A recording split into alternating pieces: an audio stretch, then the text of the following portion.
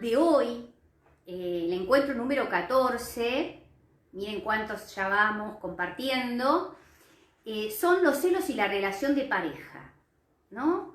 Es un tema muy amplio que tiene muchas aristas, como todos los temas que tocamos, y lo cual a veces hace complejo poder acotarlo en un tiempo breve, pero lo importante es que tengamos la posibilidad de poder pensar acerca de las cosas que van surgiendo.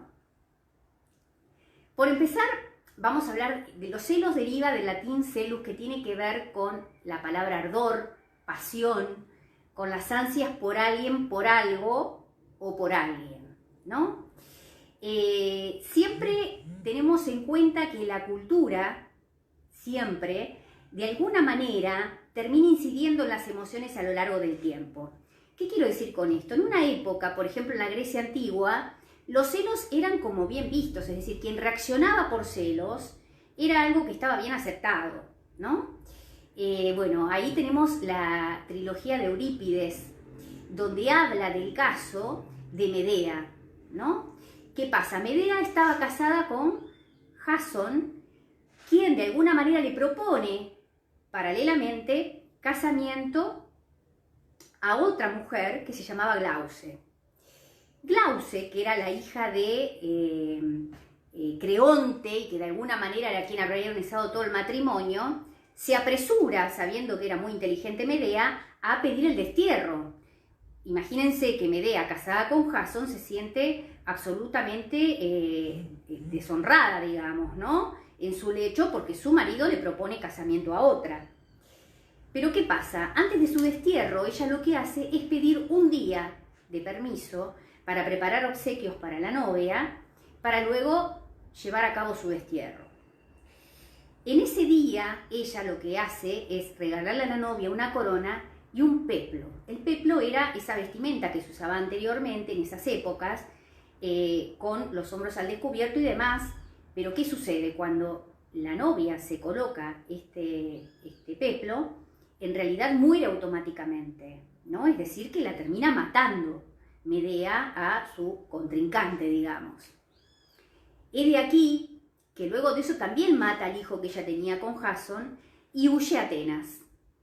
Obviamente escapando de Jasón y de la familia de Creonte que, bueno, la perseguiría después de esto que cometió.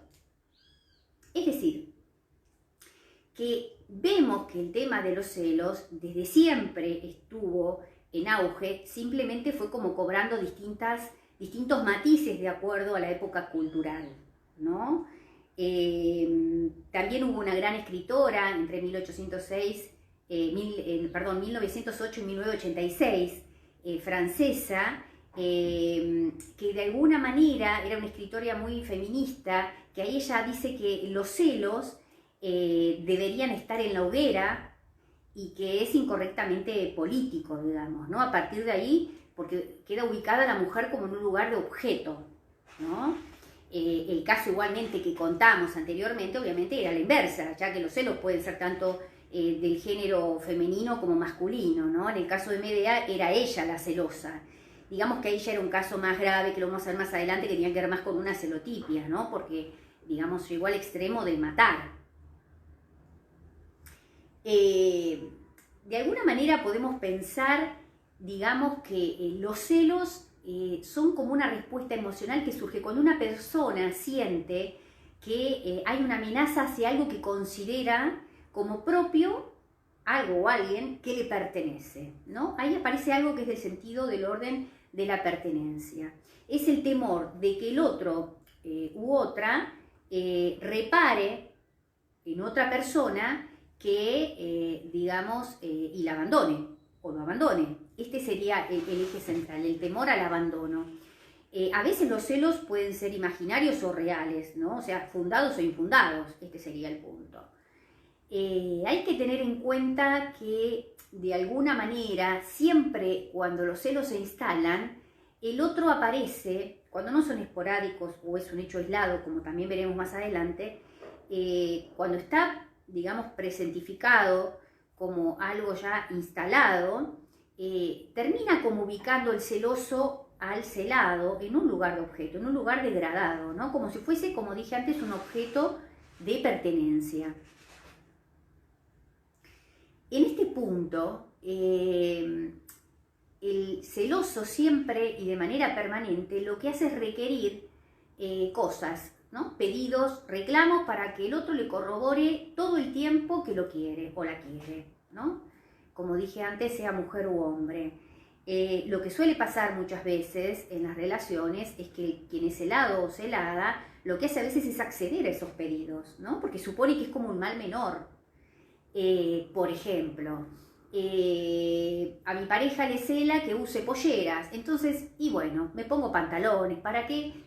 Que se ponga mal, evitar un conflicto. Digo, es como que se va entrando en una especie de túnel de manera gradual, donde a veces las mismas personas no lo registran, ¿no? Quienes son celados no lo registran, piensan que es un mal menor, pero en realidad es un mal mayor. Porque, ¿qué pasa? Suponen que de esta manera le alivia la angustia que le genera al celoso y justamente eso es lo que hace, o sea, evitar que se enfrente a la angustia y que se pueda preguntar y ver cómo resolverla. Esto lo que hace es evitársela momentáneamente, pero lo que le hace es como corroborar más su propia inseguridad. ¿Qué quiero decir con esto? Que en cambio, ante la posibilidad de poder revertirlo, de poder aceptarlo, verlo como una dificultad, como un problema, ante la angustia que le pueda surgir esto, es decir, me voy a poner la pollera más allá de que a él no le guste, y esto lo angustia a él y se enfrenta ante la angustia y busque una solución, lo que hago es reforzar su inseguridad.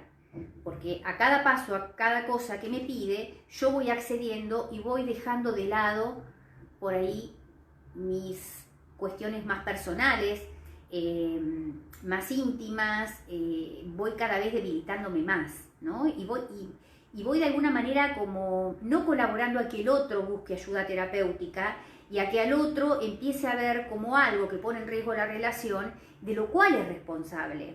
Digamos, impido que el otro se haga cargo de esta dificultad porque la termino minimizando, ¿no? Digo, bueno, es lo mismo, me pongo pantalón en vez de pollera, como si fuese un hecho eventual.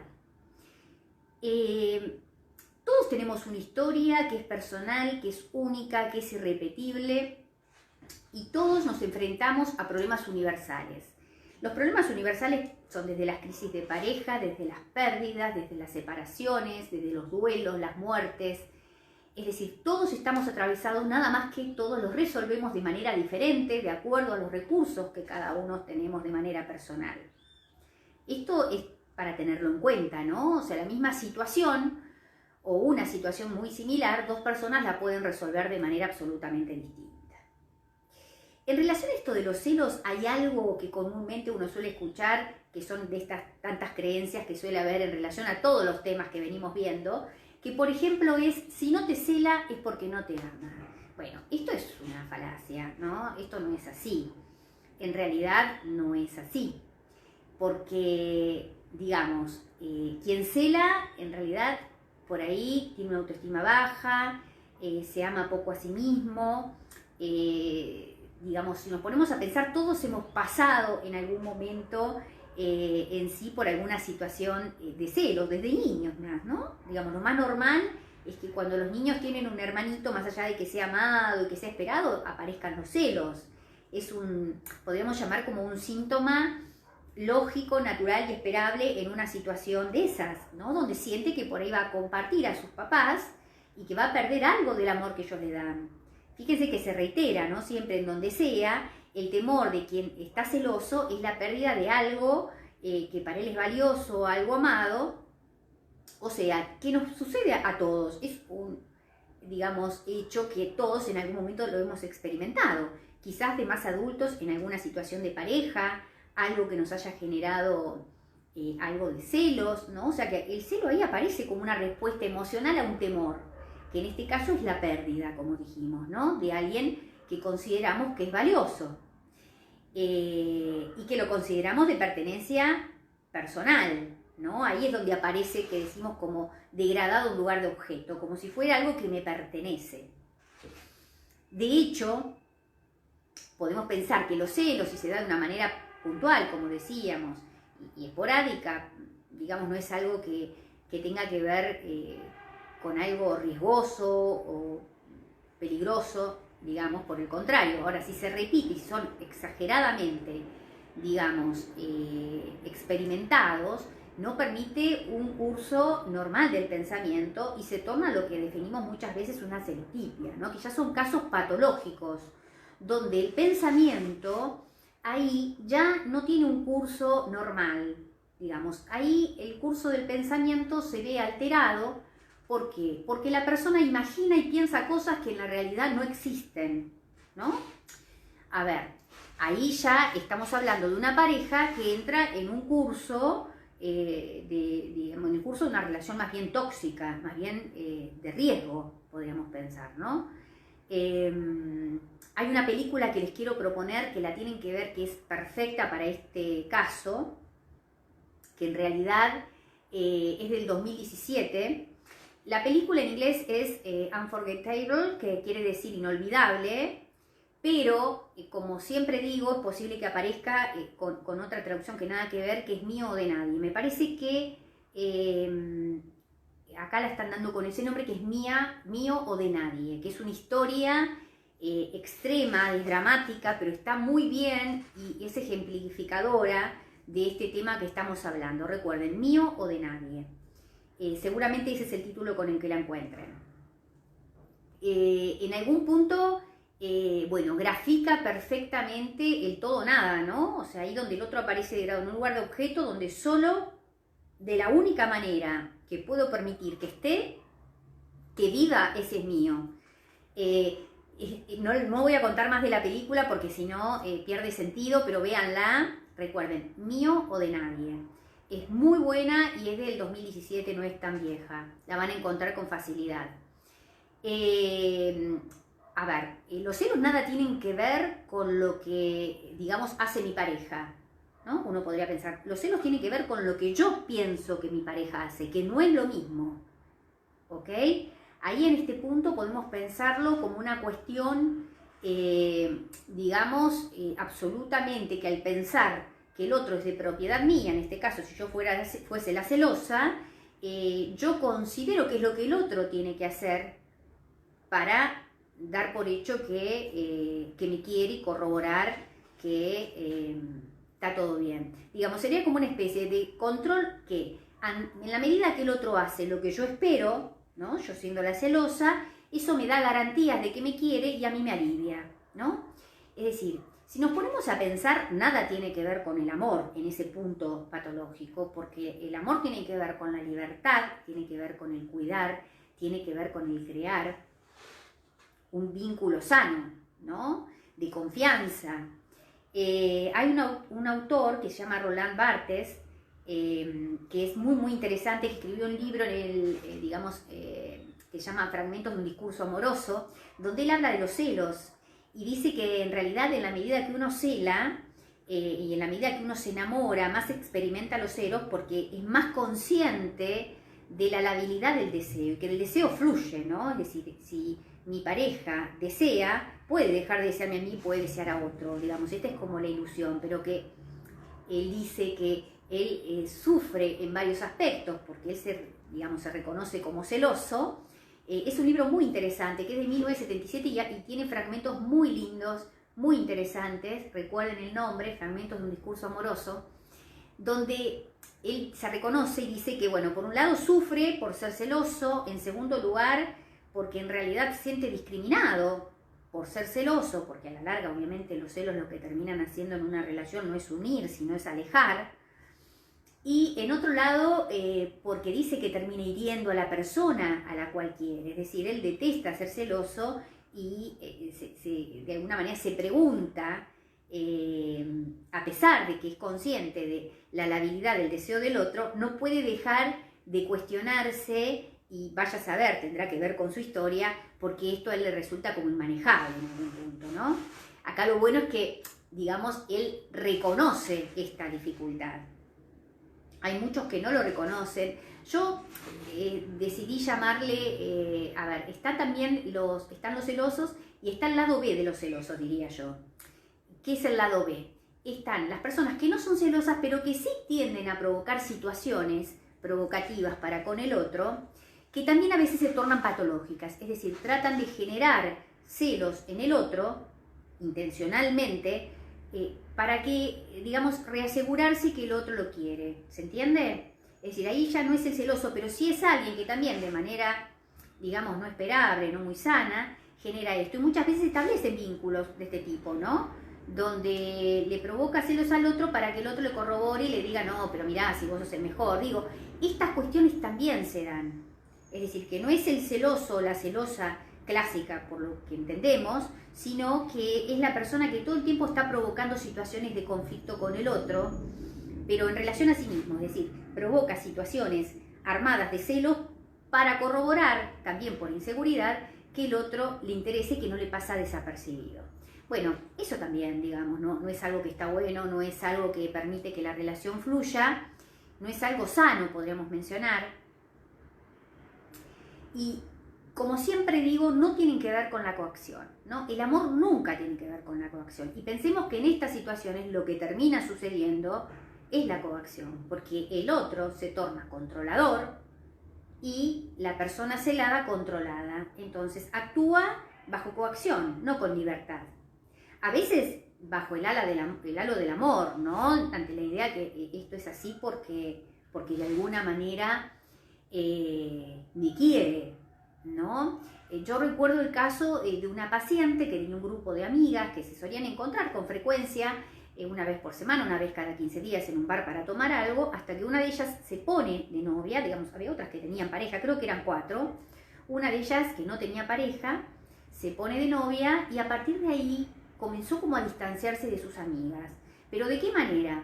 Es decir, cada vez que se encontraba a tomar algo con sus amigas, de alguna manera o él llegaba anticipadamente y se instalaba en la mesa donde ellas estaban a participar de la charla que era privada, podríamos pensar, o directamente iba con la excusa o se aparecía porque estaba por ahí, digamos, todo esto encubierto, digamos, como en el halo de que la cuidaba, de que la acompañaba, que tenía que algo le sucediera. Esto es muy frecuente que aparezca disfrazado. O sea, asumemos que en una situación de principio, en una relación de enamoramiento, donde aparece el otro, que cuida, que bueno, digo, hay como una línea muy delgada al principio, ¿no? Porque en el enamoramiento uno está como embelesado y muchas cosas que no ve con claridad. Y qué lógico, porque esto requiere de tiempo, ¿no? Siempre conocer a otra persona requiere de tiempo. Podemos pensar que en la construcción del amor son distintos estadios, ¿no? Primero es el enamoramiento, después podemos pensar que hay una etapa de desilusión, donde vemos que el otro no es tan perfecto como imaginamos, de hecho nadie lo es. Y el tercero, que es el de la aceptación, donde en realidad aceptamos que el otro no es perfecto, pero que tiene un montón de cosas que hace que elijamos de estar con él o con ella, ¿no? Es decir, siempre va a suceder que va a haber una etapa normal de desilusión, lo cual no implica que no haya amor o que haya que terminar esa relación. Ahora, en este punto, digo que es muy fácil en la primera etapa de enamoramiento que estas cosas a veces pasen por alto o que sean terminen siendo malos entendidos, ¿no? Que se interpreten como cuidados, que se interprete como que tiene que ver con el amor, que tiene que ver con que el otro en realidad lo que hace es porque me quiere, porque no quiere que me pase nada. Entonces, este ejemplo que yo daba, bueno, algo de lo que yo le proponía era poder hablarlo con su amiga, y me decía que era muy difícil, ¿no? Porque no tenían posibilidades de estar a solas. O sea, a el punto que ella había cedido, esta amiga, que quizás no tuviese registro de esto, ¿no? Que había perdido hasta que quería conservar todo, porque muchas veces las personalidades celosas siempre mandan mensajes subliminales, ¿no? Esto de que, bueno, mirá que si vos, yo tal cosa, ¿no? Siempre está como la alarma de que puedo tomar tal decisión o te puedo dejar, mirá que no me gusta tal o cual cosa. La pregunta sería ¿por qué se sienten celos o por qué sentimos celos? Vamos a hablarlo desde este lugar para que sea más claro. En general es un bajo nivel de autoestima, ¿no? Donde creemos que por empezar, digamos, cualquier otra persona puede ser más atractiva, le puede resultar a mi pareja más interesante, que puede ser más exitosa, más inteligente y que pueda atraer su atención y la pueda perder. Eso por un lado. Por el otro, a veces hay situaciones que tienen que ver, vamos a llamar por aprendizaje o por identificación, digamos. Hay personas que se han criado en familias donde de alguna manera han vivido en un círculo, digamos, vicioso, una relación tóxica de sus padres, donde por ahí los celos han prevalecido de manera muy notoria. Muchas veces el crecer en un medio donde hay ciertas conductas que se naturalizan, terminan llegando a ser como propias, ¿no? Donde las personas terminan como naturalizándolas y haciéndolas propias. Bueno, no implica que toda persona que nació, que se crió y desarrolló en un ambiente donde había celos en abundancia, digamos, lo sea con su pareja, pero sí podemos pensar que puede ser propensa, ¿no? Porque ya quizás está como naturalizado ciertas cosas. Esto lo vemos mucho en los temas de violencia, donde muchas veces me ha pasado de atender pacientes que por ahí han tenido una historia familiar muy difícil, con violencia concreta, de distinto tipo, y donde de repente ante una situación de pareja que ellos vivencian como de violencia por descalificación, por agravios verbales, no físicos, terminan diciendo, bueno, pero nunca me pegó, ¿no? Ahí aparece esto del golpe como si fuera la única forma violenta de experimentar algo inapropiado, cuando en realidad también la descalificación, también la violencia verbal es violencia, o sea, son distintas caras de la misma moneda, podríamos llamarle. Entonces, ¿qué pasa? Esto suele pasar en los casos donde se vivió en un ámbito donde reinó la violencia en todas sus versiones. Entonces, claro, en la actualidad, si solo esto es lo que sucede, lo otro ya es como que no. Entonces pareciera que se minimiza el acto de violencia y se lo pasa como hasta justificar en algunos casos, ¿no? Eso digo que es importante, hay que tomarlo en cuenta, como también tiene que ver con esto de los celos, ¿no? Habrá alguna situación esporádica que, como decíamos antes, es un hecho aislado, y puede haber situaciones donde de alguna manera ya son exageradas, se dan de una manera acentuada y donde realmente es algo preocupante y donde en realidad termina tornando una relación de manera patológica, ¿no? Todo lo que es patológico es nocivo, digamos, nos enferma, no es constructivo, no permite que una relación pueda crecer y pueda, digamos, experimentar cosas buenas. También a veces tenemos que pensarlo que, más allá de como mencionamos anteriormente, a veces puede ser explicado porque, digamos, hay ciertos trastornos psicológicos que por ahí pueden venir aparejados con estas cuestiones de los celos que aparecen más marcados, ¿no? Como por ahí en personalidades narcisistas, por ahí personalidades que son paranoicas o personas que son muy histriónicas. Esto de los celos aparece absolutamente exacerbado y hasta a veces con un tinte delirante, uno podría pensar, ¿no? Como dije antes con la celotipia, donde en realidad pueden aparecer situaciones que ni siquiera han existido. Porque, ¿qué pasa? Que muchas veces esto uno lo nota en personalidades donde de repente le piden al otro, digamos, salí pero si te pones tal cosa. Yo recuerdo mucho tiempo atrás una paciente que consultaba porque sufría, o sea, ella podía admitir que tenía problemas con los celos. Cada vez que su pareja volvía del trabajo, obviamente sin que él la viese, ella, el saco, lo que hacía que el saco del traje se lo llevaba a la habitación y lo olía y lo revisaba minuciosamente. Si llegaba a encontrar un cabello, se dedicaba a ver el color del cabello, el largo del cabello, a ver si podía ser de él o no. Era algo absolutamente tormentoso, si lo pensamos, para ella. Obviamente esto, más allá de que él no viese que ella le revisaba el saco, por algún otro lado, piensen en el grado de celotipia que tenía, esto se manifestaba, ¿no? Con las preguntas, con los interrogantes, a la hora de salir o cuando volvía, o no me dijiste tal día, ¿qué digo? Porque esta es otra característica, ¿no? Es la pregunta y la repregunta para ver si el otro en algo se pisa.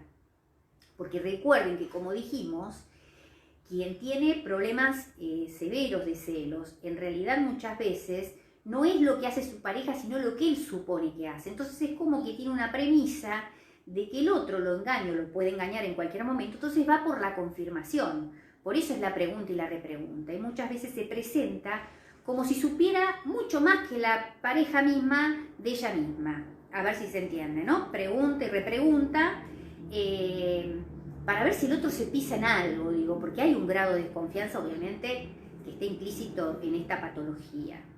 Siempre digo que, a ver, hay señales de alarma, ¿no? Esto de que cree saber más que su pareja, esto de la repregunta constante, esto de prestar atención de manera obsesiva en la ropa que usa, a la hora que vuelve. En una oportunidad yo atendía a un paciente que realmente esto era muy particular porque él lo tenía absolutamente naturalizadas ciertas cuestiones. De hecho, consultaba por otros motivos. Cuando comienza el tratamiento empieza a saltar todo esto y claro, era un tormento su vida, ¿no? Le pasaba que él estaba en el trabajo y la pareja le pedía que le mandase una foto con el compañero o la compañera de trabajo para corroborar que él en ese momento estaba en el trabajo. A lo cual, acá viene la parte, podríamos decir, más grave, donde él accedía y había situaciones donde le mandaba una foto y le decía, no, esa foto me la mandaste la semana pasada, no te la sacaste ahora. Otra de las cosas que hacía fue cuando recién salió la SUBE, era seguir el recorrido y de repente constataba que se había bajado 2 paradas antes, ¿por qué se bajó? O sea, era un tormento, ¿no? Era un tormento, realmente una relación absolutamente insana, una relación muy patológica, que bueno, que tenía que ver, obviamente, o sea, él había caído en esa relación y la había sostenido durante un tiempo debido a su historia también muy compleja, ¿no? Es decir, cuando hay una relación que tiene estas características y que se sostiene en el tiempo, no solo quien tiene los celos es quien tiene que preguntarse, y sería bueno que primero acepte que tiene un problema y buscar ayuda, sino también quien está del otro lado sosteniendo esa relación. ¿Por qué lo está haciendo, no? ¿Por qué se somete a ese tipo de relación? Donde en realidad no es una relación sana, sino que es una relación absolutamente nociva, ¿no? Es decir, algo hace en esa persona, en el celado, que lo pueda sostener en el tiempo. Donde muchas veces uno ve que después de largo tiempo de sostener, donde van pasando muchísimas cosas, ¿no? La pareja por esta llega a tener hijos, pasan los años, y esto sigue de esta manera, la persona celada llega a un punto donde se desconoce a sí mismo, ¿no? O sea, comienza a mirar para atrás y se da cuenta que como si se hubiese tenido un proceso de despersonalización. Ya no recuerda qué es lo que le gusta, o perdió contacto con personas que quería. Generalmente terminan estando muy solos o solas porque han ido como despojándose de los afectos, como digo, fueron como cediendo terreno para evitar posibles conflictos. Esto es como una cadena, ¿no? Que se va dando y que pareciera que no tiene punto final. Bueno, la realidad es que los 10 minutos que teníamos para interactuar no los podemos tener porque yo no leo absolutamente nada. Pido disculpas nuevamente, veré la próxima cuál fue el inconveniente por el cual... Yo sé que ustedes están leyendo porque me han dicho que se están leyendo. Yo no puedo leerlos, así que bueno, espero poder, no sé si esto sucederá o no, que cuando editen me aparezcan los comentarios, no sé, quizás mágicamente en algún lado estén y así poder responder. Recuerden que yo el video lo voy a subir a YouTube, así que bueno, ahí voy a tratar de poder responder y de poder interactuar lo que no pude ahora.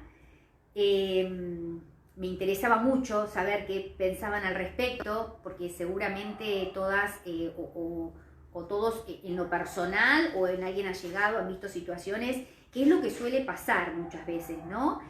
Siempre digo que los ojos del enamorado ven mucho menos que los que están alrededor, porque muchas veces vemos cosas que nos hacen ruido en personas cercanas, ¿no? Pueden ser amigas, amigos, en relación a las parejas o ciertas conductas, y en realidad la persona que está involucrada en la relación, como está, digamos, como embelesado o embelesada, y que está impregnado por esto del orden del afecto, no lo ven, lleva mucho más tiempo hasta que lo puedan ver. Por eso digo que es bueno estar atentos, porque muchas veces uno puede colaborar a evitar situaciones mucho más graves, porque no dejan de ser situaciones complejas las que a veces se desarrollan en este tipo de relaciones.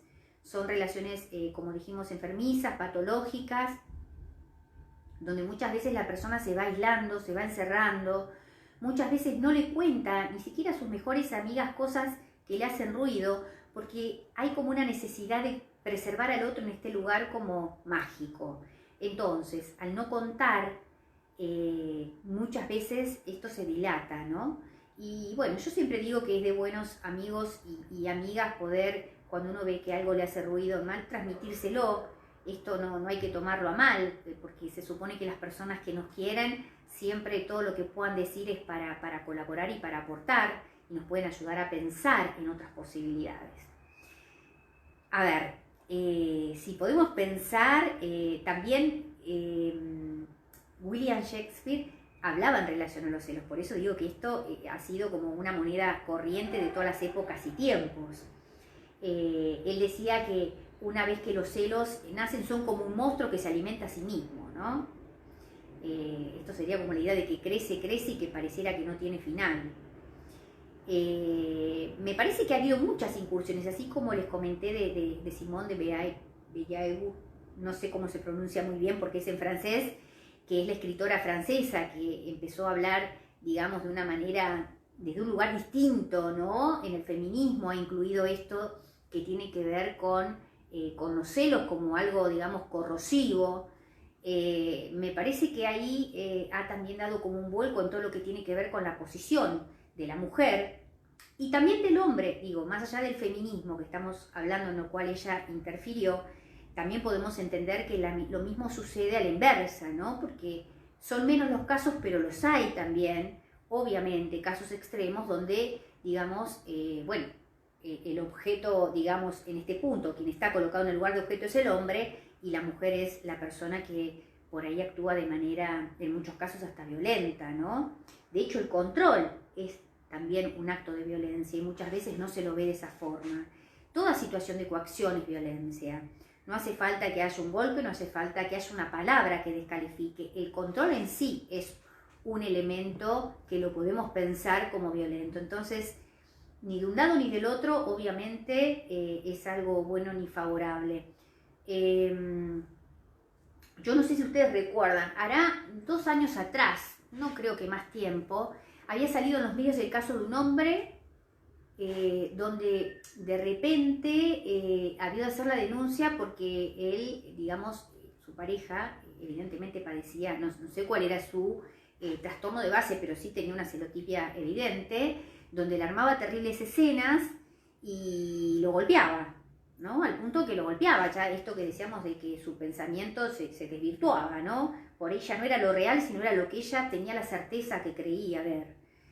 Y recuerdo que él había ido a la comisaría a hacer la denuncia y no se la habían tomado, digamos, hasta en un punto se había sentido como burlado. Entonces lo que había decidido era grabar, que fue lo que hizo y lo que se hizo público y permitió que se tomara en consideración el asunto, en la situación que se desarrollaba en un lugar donde había una pareja, era un bar, donde ellos trabajaban y donde la mujer interpretaba que él había mirado y que la mujer lo había mirado a él, y después mostraban justamente la grabación en la parte, digamos, de la cocina, donde ella lo golpeaba y, bueno, le decía barbaridades, ¿no? O sea, como que él estaba mirando a la otra mujer, que cuál era la idea, que, bueno, una cosa terrible.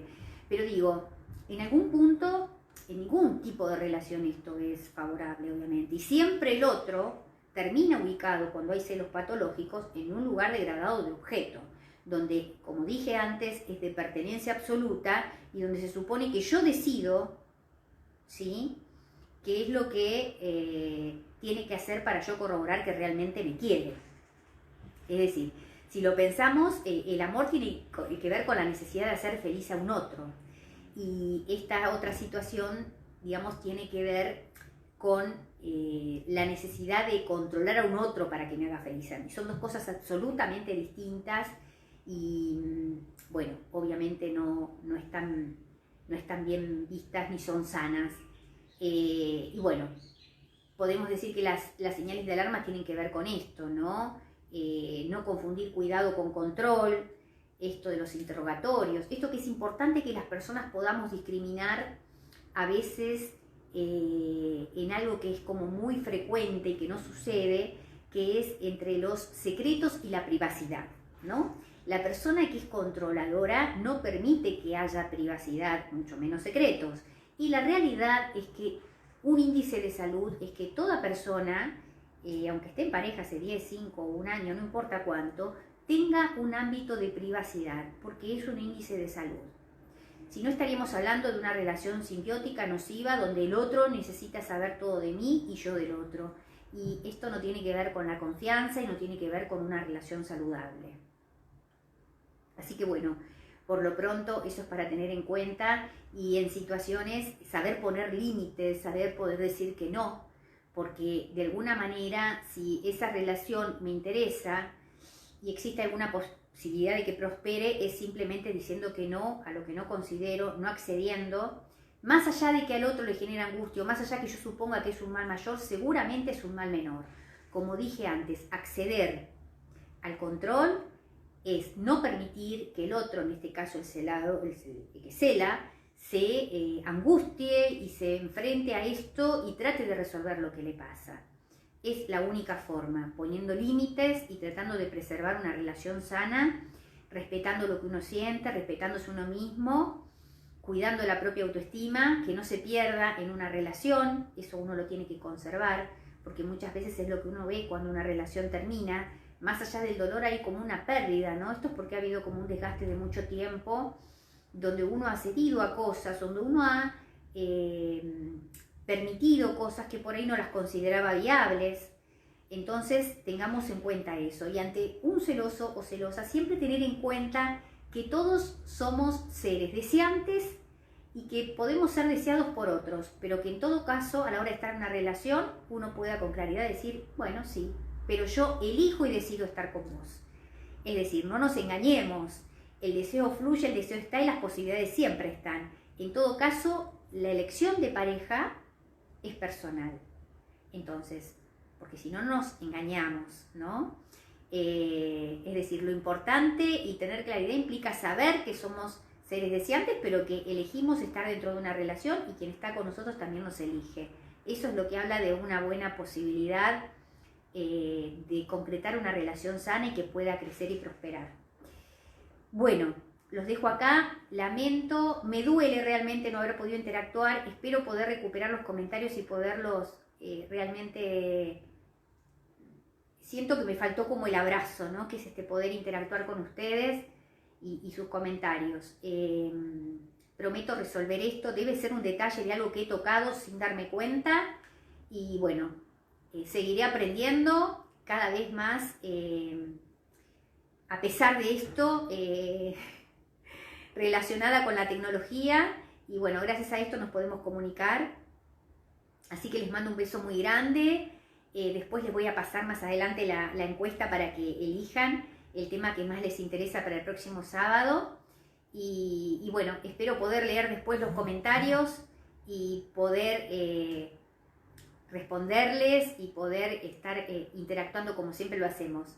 Les mando un beso grande, un fuerte abrazo, y que tengan una hermosa semana, y gracias por estar del otro lado.